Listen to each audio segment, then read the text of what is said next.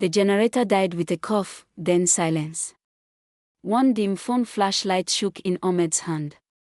In front of him, a little boy struggled to breathe, his chest rising like it was carrying a mountain. The mother cried, "Please, don't let him die." Ahmed swallowed his fear. Because tonight, in this small rural clinic, he was the last hope. People saw Ahmed as Dr. Ahmed, now, white coat, calm voice, steady hands. But they didn't know how impossible this life once looked. Before the stethoscope, before the hospital, there was a boy in Kano with dusty feet, a patched uniform, and a dream so big it almost had to carry.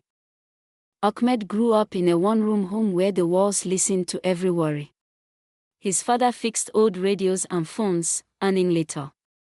His mother sold akara by the roadside, smiling even when her eyes were tired. At night, Ahmed heard his parents whispering, school fees, rent, food, and prayers. One afternoon, Ahmed found a torn science textbook near the market. Half the pages were missing. But to him, it was treasure. He traced drawings of the human heart like it was a map to a new world. That night, he told his mother, "I want to be a doctor." She looked at him for a long moment, then said, "Then we will pray and we will walk." School was not easy. Sometimes Ahmed arrived late because he had helped his mother set up her tray. Some days he sat in class hungry, trying to focus while his stomach argued with his dreams. When other kids laughed at his worn sandals, he didn't fight them. He fought the fear inside him, fear that poverty could decide his future. Then malaria came. Not the kind that makes you rest for a day, this one attacked his best friend, Sonny. Ahmed visited him at a small clinic and watched adults panic because the medicine was too expensive. The next morning, Sonny was gone. Ahmed stood outside, hearing women cry, and something inside him broke and turned into a promise. Ahmed went home and didn't speak during dinner. Later, he knelt beside his sleeping mother and whispered to the ceiling, "If I become a doctor, I will not watch people die because they are poor." He didn't know how he would do it. He only knew he had to. In junior secondary school, a teacher named Malam Osman noticed Ahmed's notebooks, pages full of careful drawings, extra notes, questions in the margins. One day the teacher said, "Ahmed, your mind is sharp. Don't waste it." Then he did something rare, he started tutoring Ahmed after school for free. Ahmed worked. He fetched water, ran errands, and helped his father fix devices. At night, he studied under a small lamp while mosquitoes sang around him. When the light went out, he used his phone torch, whispering definitions like prayers, cells, blood, infection, immunity. The day of the scholarship exam arrived like a storm. Ahmed's shirt was ironed carefully, once. His mother gave him a small nylon bag with groundnuts and water. "You will do well," she said. Ahmed nodded, but inside he was shaking. This exam wasn't just paper and pencil. It was a door. Weeks later, results were posted on a wall. Ahmed pushed through bodies and found his name.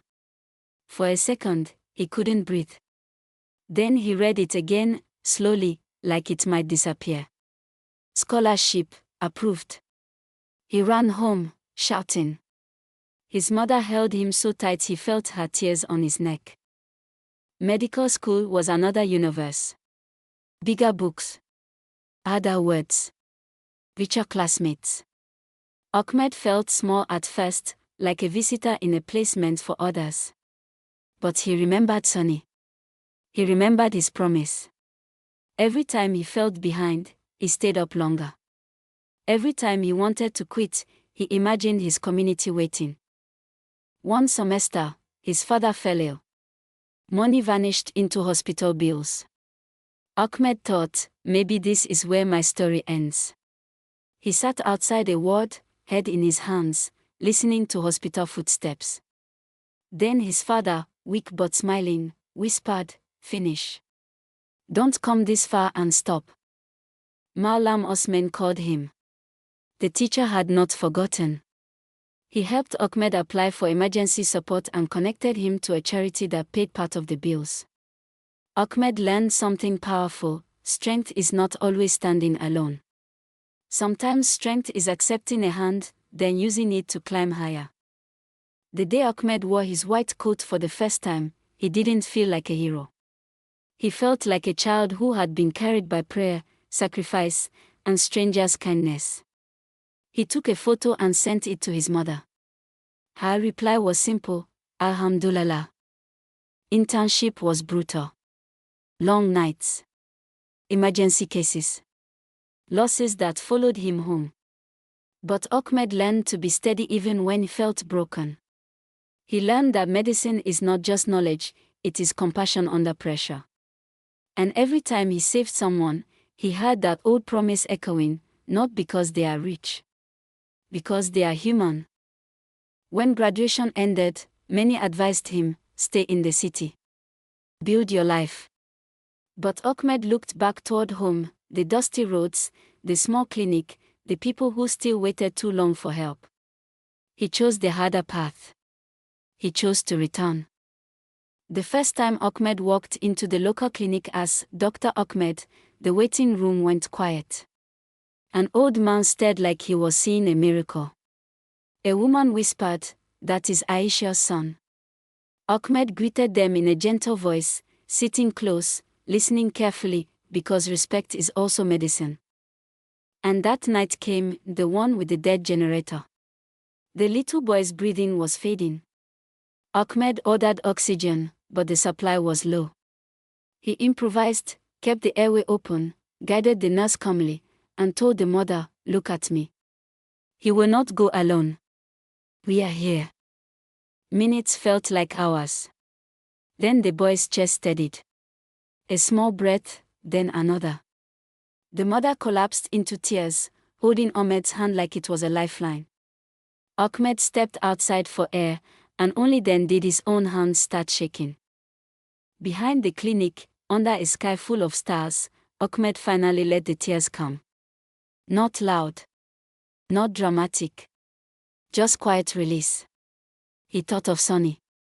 He thought of the children who never made it. And he whispered, "We are changing it, little by little." Ahmed didn't stop at treating patients. He organized free malaria testing days. He taught mothers how to spot danger signs early.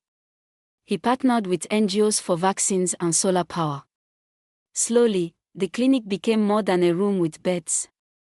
It became hope with a roof. One evening, his mother arrived at the clinic, older now, hands still hardworking. She watched Ahmed treat a patient gently and said, "Do you remember Akara by the roadside?"